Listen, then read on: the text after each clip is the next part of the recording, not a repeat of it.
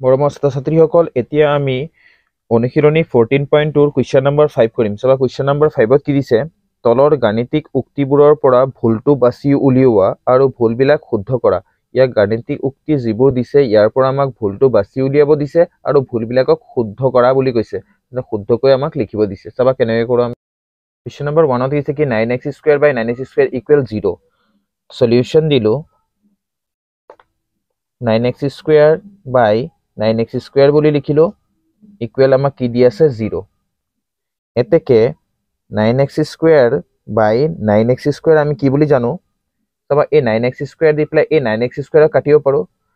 ইয়াক আমি যদি 9x² দি পেলাই 9x² কাটো তেন্তে কিমান পাম? ইকুৱেল কিমান পাম? আমি 1 এটা পাম, হয়নে? এই উক্তিটোৰ লগত মিলিছে নে? নাই মিলা। তেন্তে আমি ইয়াত কি লিখিম? এই উক্তিটো আমি ভুল বুলি লিখিব পাৰো আৰু এই উক্তিটোত কি লিখিব পাৰো? উক্তিটো শুদ্ধ, কাৰণ শুদ্ধকৈ আমাক ভুলটো বাছি উলিয়াব দিছে আৰু শুদ্ধটো আমাক লিখিব দিছে। ইয়াত কি লিখিম? আমি শুদ্ধ বুলি লিখিম। এই উক্তিটো শুদ্ধ হৈ গ'ল ইয়াৰ এনসাৰ। কুৱেশ্যন নম্বৰ 2ত কি দিছে চাবা 4x² + 1 / 4x² = 1 + 1 = 2 বুলি দিছে। এতেকে 4x² + 1 / 4/4x² বুলি লিখিলো। ইয়াক আমি লিখিব পাৰো 4x² / 4x²। এই মাজত কি আছে? প্লাস সাইন আছে, প্লাস দিবা। এই 1/4x² বুলি আমি আকৌ লিখিব পাৰো 1/4x²। ইয়াত চাবা এই 4x² দি পেলাই এই 4x² দি পেলাই তলৰটো দি পেলাই ওপৰটো কাটি দিলো। ইয়াত থাকিব কিমান? এটা 1। ইয়াত আমি লিখিব পাৰো 1 + 1/4x²। 1 প্লাস কি? 1/4x²। ইয়াত চাবা এই উক্তিটো যি সমাধান ওলাইছে 1 + 1/4x², ইয়াৰ লগত আমাৰ মিল হোৱা নাই। মিলিছে নে? নাই মিলা। তেন্তে ইয়াত কি লিখিম? উক্তিটো ভুল বুলি লিখিম। উক্তিটো ভুল আৰু এই উক্তিটোত কি লিখিম? উক্তিটো শুদ্ধ, কাৰণ আমাৰ ভুলটো বাছি উলিয়াব দিছে আৰু শুদ্ধকৈ লিখিব দিছে। উক্তিটো কি? শুদ্ধ। এই হল কি ইয়াৰ এনসাৰ।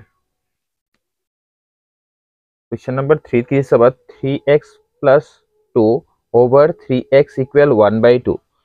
এতেকে 3x + 2 / 3x = আমি কি বুলি লিখিব পাৰো? 3x/3x প্লাস সাইন আছে, প্লাস দিবা। 2 কি লিখিব পৰা যায়? 3x।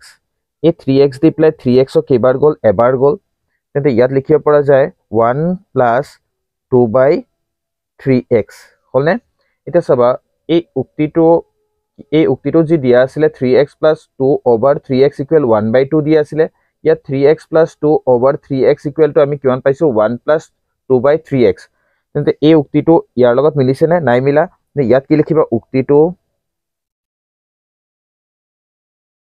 ভুল বুলি লিখিবা আৰু এই উক্তিটোত কি লিখিবা? উক্তিটো শুদ্ধ। উক্তিটো শুদ্ধ হল। এটি হল কি ইয়াৰ এনসাৰ। কুৱেশ্যন নম্বৰ 4ত কি দিছে চাবা 7x + 5 / 5 = 7x। এতেকে 7x + 5 / 5 লিখিলো। ইয়াক আমি লিখিব পাৰো 7x/5 প্লাস 5 কি লিখিব পৰা যায়? 5 লিখিব পৰা যায়। এই 5 দি পেলাই 5 কেইবাৰ গ'ল? এবাৰ কাটিলো।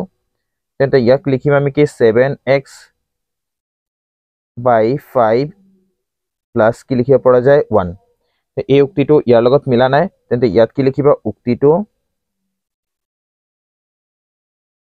ভুল আৰু ইয়াত কি লিখিবা? উক্তিটো শুদ্ধ।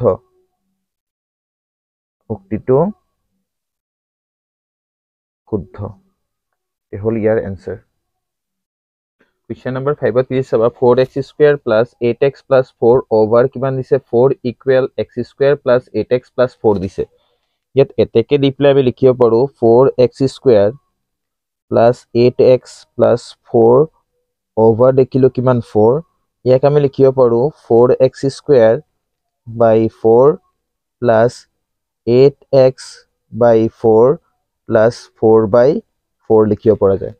এতিয়া এই 4 দি পেলাই এই 4ক কাটি দিয়া কেইবাৰ গ'ল এবাৰ গ'ল এই 4 দি পেলাই 8ক কাটা কেইবাৰ গ'ল দুবাৰ গ'ল 4 দি পেলাই 4ক কেইবাৰ গ'ল 4ক এবাৰ গ'ল কিন্তু ইয়াত থাকিল কি এই 1 দি পেলাই x স্কয়াৰক পূৰণ কৰিলে x স্কয়াৰে হ'ব প্লাস কি আছে আমাৰ এই 2 দি পেলাই xক পূৰণ কৰা প্লাস সাইন দিবা 2x পালো ইয়াত প্লাসৰ সাইন আছে প্লাস দিবা ইয়াত হ'ব কিমান 1 তেন্তে এই উক্তিটো কি হ'ব ইয়াত উক্তিটো কি হ'ব উক্তিটো ভুল আৰু উক্তিটো শুদ্ধ ইয়াত কি লিখি দিবা উক্তিটো শুদ্ধ এই হল কি এনসার ইয়াৰ সমাধান ছাত্ৰ-ছাত্ৰীসকল তোমালোকে আমাৰ চেনেলৰ প্লেলিষ্টত গৈ পেলাই 14.1 আৰু 14.2 ৰ সম্পূৰ্ণ প্ৰশ্নৰ সমাধান কৰি দিয়া আছে তাত তোমালোকে চাই কৰিব পাৰিবা